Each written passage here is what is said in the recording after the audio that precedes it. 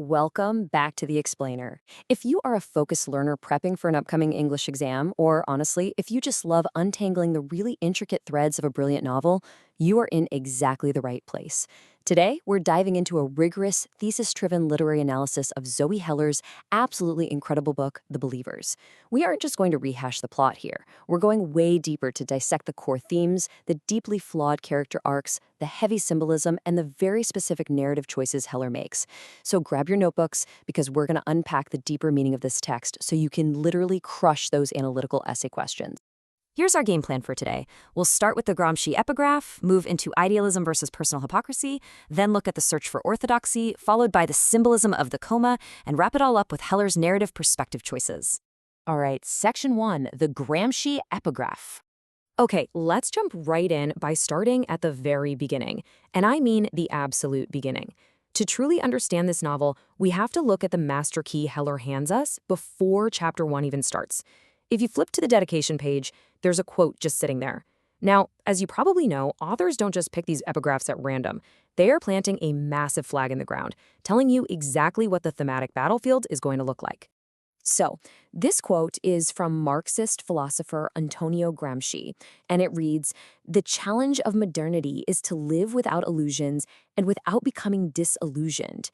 Now, I want you to underline, highlight, and circle this quote in your mind because it is literally the central thesis statement for the entire Livanov family saga. Every single character in this book is being fiercely tested against this exact challenge. Let's break down what Gramsci actually means in the context of this story. Heller is exploring how we, as human beings, desperately cling to illusions. These really dogmatic political or religious structures.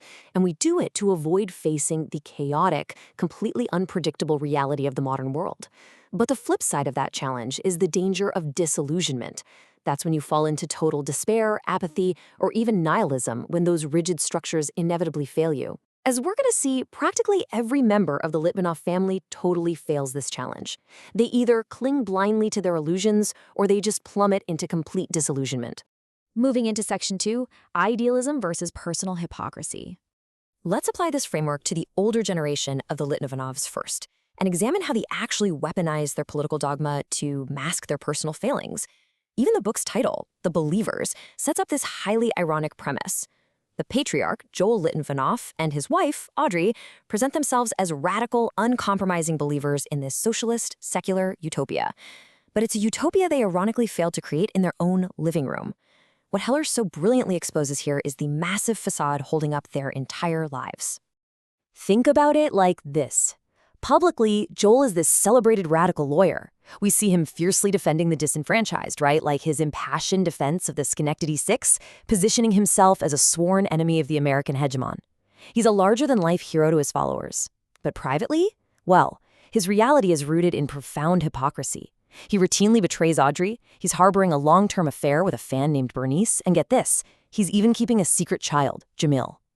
Joel's grand, sweeping political illusions about humanity completely fail to translate into basic personal decency for the actual people in his life. He loves humanity in theory, but he betrays the humans closest to him in practice. Now, Audrey, on the other hand, survives by aggressively defending her illusions. This is absolute gold for your essays, so pay attention to this textual evidence. When confronted with complex realities like the events post 9/11, Audrey immediately dismisses them as right-wing witch hunts or conspiracies. She just retreats right back into her predetermined worldview. And more intimately, she prioritizes what we can call the Litvinov myth way over facing Joel's betrayals. Even after discovering his secret child, she stands at his memorial and publicly declares their family a joyous tribe. It's a deliberate, performative lie just to protect the facade. In one of the most revealing moments of the whole text, when her daughter Rosa asks what she would do if the truth revealed itself and wasn't what she wanted, Audrey just plainly states, "I'd reject it." Audrey survives by choosing her illusions over reality every single time. Section 3. The search for orthodoxy. So what happens when the illusions of the parents totally fail the children? Let's look at the daughters, starting with Rosa, because her trajectory is really fascinating. She realizes her parents' political dogma is completely hollow, but rather than learning to live without illusions, she just trades one rigid structure for another. She goes from a past of literally living in a mud hut in Cuba and worshiping Soviet constructivist logic straight into Orthodox Judaism. Notice how Heller uses specific details here to show this shift. Rosa goes from parsing revolutionary theory to parsing ancient blood taboos of the mikveh, seeking what the text calls the heavenly yoke at Ahavat Israel. As her mentor, Rabbi Ryman, points out, she wants rules. She wants a structure that absolves her of the terrifying burden of having to improvise her own moral code in a really complex world. Now let's move to the next daughter and see how this builds. Carla represents the other half of Gramsci's quote, the deep descent into disillusionment. She fails to meet the family's sky-high intellectual standards in law, so she settles for social work. She just passively submits to her union organizer husband, Mike, and his routines. To numb her growing despair, she rebels through a sudden, almost clinical affair with Khaled.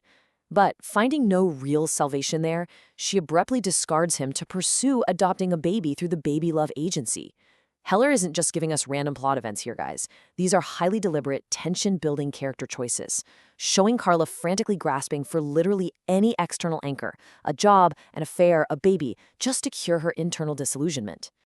All right, Section 4, Symbolism of the Coma. Let's take a step back and look at the major inciting incident of the novel, which is absolutely pregnant with thematic meaning, Joel's medical crisis. As an analytical reader, you should always be asking, why did the author make this specific choice? Heller could have given Joel a massive heart attack that killed him instantly. She could have had him run away. Instead, she chooses a stroke that leaves him alive, but entirely incapacitated and silent. Why? What's the point of that? Well, it's because Joel is the sun around which this entire family orbits. By rendering the god of the family silent and placing him in a coma, Heller creates a massive, undeniable void. The hospital room becomes a crucible. The text literally describes him as a sphinx, whose meanings they could squabble over forever without fear of decisive contradiction. Without his charisma running interference and maintaining the facade, the family's underlying cognitive dissonance just bursts right to the surface. His silence is the ultimate catalyst that forces Audrey, Rosa, and Carla to confront the absolute emptiness of their respective belief systems. And finally, Section 5, Heller's narrative perspective choices. Let's look at the actual mechanics of how Heller tells this story, because understanding this is just as important as the plot for your exam analysis. The crucial point here is how Heller utilizes a shifting third-person limited point of view. By jumping directly into the minds of Audrey, Rosa, Carla, and others, the narrative structure itself completely exposes the massive gap between internal belief and external action. We hear Carla trying to convince herself that her sin actually makes her a better person. We see Rosa's deep insecurity perfectly masked as spiritual superiority. We watch Audrey deliberately choose to perpetuate a lie at the memorial service. This shifting perspective isolates each character within their own dogma, and it actively prevents a single objective truth from taking over the text. Instead of the author just spoon-feeding us and telling us they are hypocrites, the narrative structure forces us, the readers, to act as the ultimate judges. Which brings us to a perfect mock essay prompt to leave you pondering. Are the Litvinovs ultimately believers in causes, or are they just believers in themselves? Through Gramsci's challenge, Heller shows us a family absolutely terrified of modernity, hiding behind the heavy armor of idealism, orthodoxy, and myth. They are believers, for sure, but perhaps only in the illusions that keep their own chaotic realities at bay. I really hope this deep dive gave you the analytical frameworks you need to write a killer essay on this novel. Keep questioning the text, keep looking for those deeper structures, and seriously, good luck on your exam. You're going to do great.